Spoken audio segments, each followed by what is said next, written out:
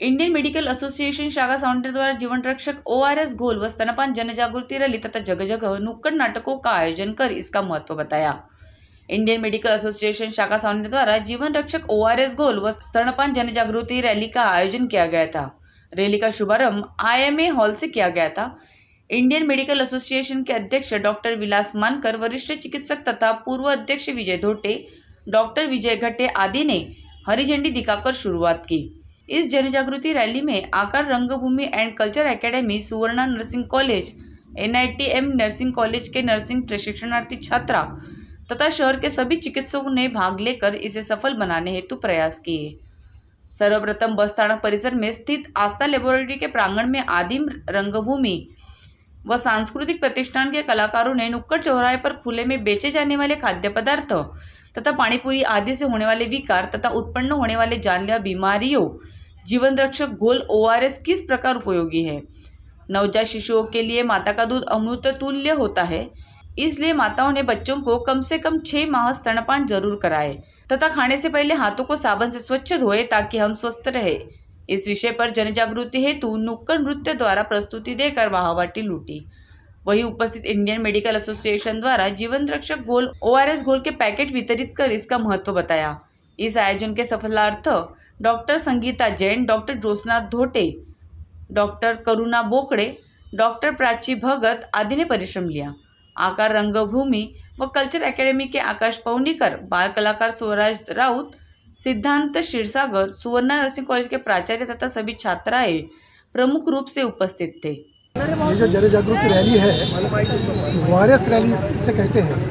ORS यानी oral rehydration solution, लेकिन अपन मराठी में या हिंदी में इसको जल संजीवनी करके कहते हैं। ऐसा है कि जब बच्चों को उल्टी और संडास की बीमारी होती है, उसके वजह से उनके शरीर में का पानी कम हो जाता है। दूसरी बात यह है कि कभी कभी बाहर का खाने पीने से, दूषित चीज़ें खाने से जो उल्टी होती है, उसमें भी संडास होती है। बड़ों को भी हो सकता है, उनके भी शरीर में का पानी कम हो जाता है।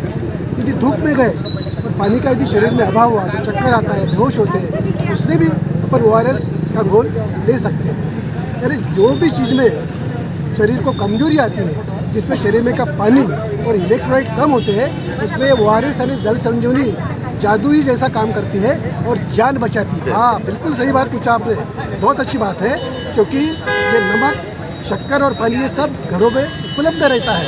तो 1 लोटा भर पानी लीजिए, 2 चिमटी भर नमक लीजिए और अपना जो ये हाथ है इतना आप शक्कर उसमें डाल के घोलिए और जितनी प्यास है उतना पिलाने को भूलिएगा। यह जल संजीवनी जैसा ही काम करता है, इसमें कोई फर्क नहीं है। इतना है कि जितनी प्यास है उतना पिलाइए। तो ये जो चीज़ है ये सस्ती है और ये चीज़ फ्री ऑफ चार्ज भी मिलती है हर सरकारी दवाखाने में। जो हम प्राइवेट वाले भी लोग फ्री ऑफ चार्ज देते हैं। तो जो चीज़ जो जान बचाती है, ये जो सब चीज़ें मैंने बताया, इनसे कभी भी जान जा सकती है।